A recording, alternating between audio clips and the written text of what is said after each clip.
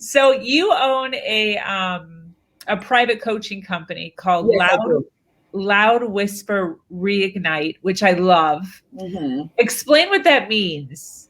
Oh, this is my baby. I know. I love it. I want you to Uh, explain it. yeah, this is my baby. Loud Whisper Reignite Your Voice. This is truly my baby. Um I named it Loud Whisper. You know how people, when you start a business, people sit down and write. Let's think of a name. I was blessed enough not to have to do that, because I woke up one morning and just in my spirit, Loud Whisper landed, and I was wondering why Loud Whisper. That was because of myself and a zillion other women, because I felt that women are always screaming for help on the inside, but nobody ever hears them because it comes out as a whisper. Yeah. And that described my life. Yeah. I was yelling for somebody to hear me out on the inside, but nobody heard me. And I thought to myself, well, maybe because it's coming out as a whisper. Yeah. So my goal, my vision, and my mission is to help women's voice grow. No longer a whisper.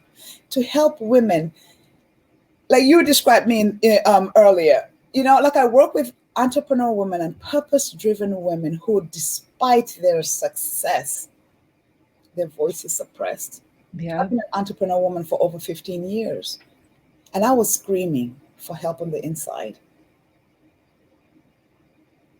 Right? I love that. I remember when you first told me, I literally got chills because it describes it so well. And a lot of times, from my own personal experience, you feel as if you're like signaling, but it's silent signals, and you kind of wish somebody would just acknowledge or recognize, but your eye was a little too well, the whole thing, like we're supposed to be strong and we're supposed to be able to do it all. And if you ask for help, then you're weak. But like, so yeah, like signaling almost silently, you're whispering. Yeah. And you know, as women, in most places, we grew up being told you can only be seen and not heard. Yeah. Something like that. Yeah. And like you said, grew up being strong. I talk about this a lot for those that follow me. This is a big thing for me, especially I'm speaking for all women now, but in particular, I will speak for African American women, just Black women, period, right? Yeah. Even African women. We have been sold the story of strength. Yes. And this strength is killing us, right? Yes. The reason why it's killing us is because, and this is to all women, just like you said, when we need help, we don't ask for help. Because when I go outside, everybody's like, Isabel is so strong. She's such a strong woman. But what people forget is that you're not measuring my strength because of what I can lift. A man's strength is measured, right, by how much weight he can lift. That's a man's strength. But why is a woman's strength measured by how much pain she can endure? Yeah. That's not fair. So I did the strength thing. I did the courageous. I still have it in me because, trust me, without that, I wouldn't be here today. Yeah. But I also realized that I had to have an awakening where I don't believe in really balance, because who does balance? So I can align myself. The strength that society is telling me I have is great, but I was born with strength. I bring life into this world. You know what I mean?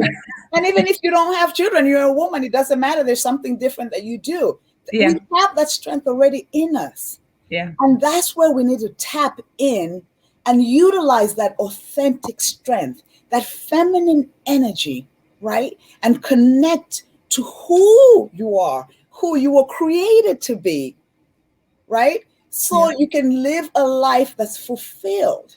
Yeah. But this strength that society has given us, it's keeping us broken because we're living a life where we feel like we cannot ask for help. You need help, ask for help. Yeah. Ask for help. Yeah. It's difficult. It can be seen as difficult. It can be seen as difficult. No, it is difficult. It's difficult because it's not easy. Like you say, right? It's like, yeah, you're strong. Yeah, she's a single mother. She has 2-3 kids. Look at her. She's doing it all by herself. My God, she's so strong. Are you kidding me? Yeah. And I think a lot of times that becomes our identity. It does become our identity. Yeah. Yeah. Like I was telling you, we carry it as a badge of honor. Yeah.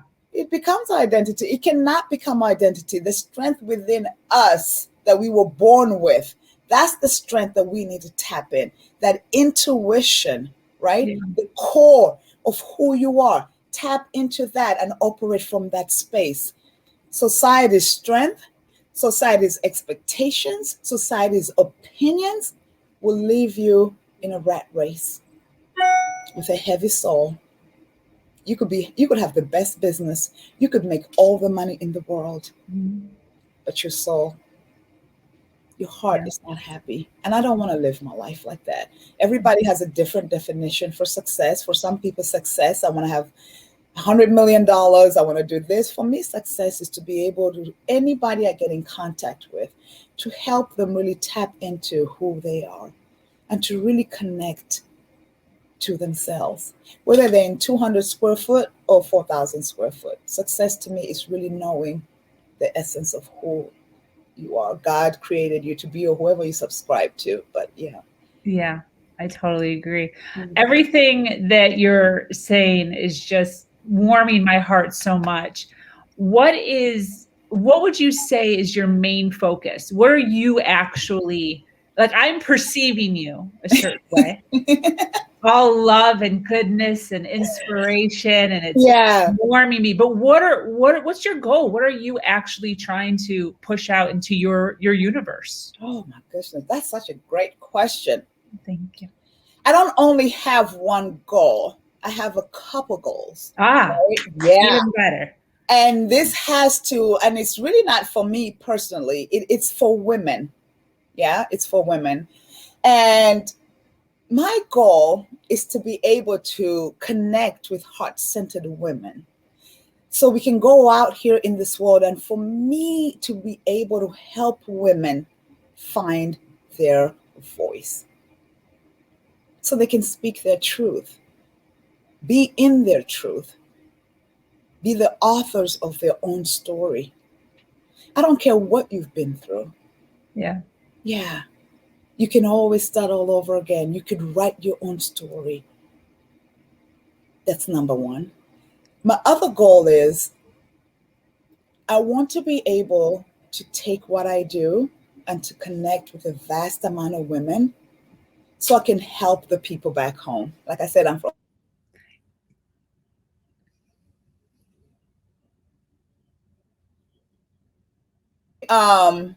what would I like my world to look like? I would hope one day that every girl and every woman walking this planet will have a voice, will trust their voice, will trust their intuition, and find the peace, the joy, and the freedom to create the life that they desire authentically. I love that. Yeah. I love that. And right here, be the author of your own story. Yeah. You gotta be the author of your own story.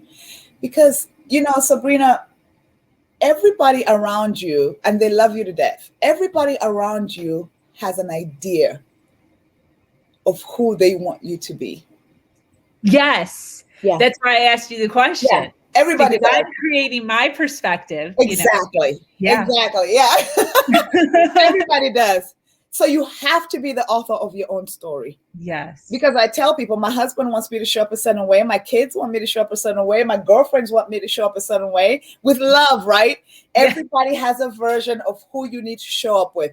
And if you don't know yourself, that gets confusing. And if you're recovering people pleaser like me, that gets very confusing. Yeah.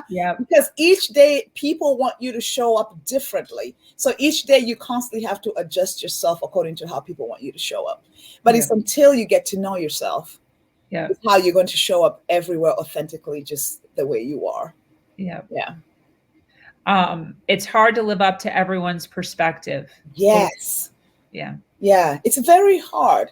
You know, like I mentioned earlier, most of us don't have a self-concept. And what does that mean?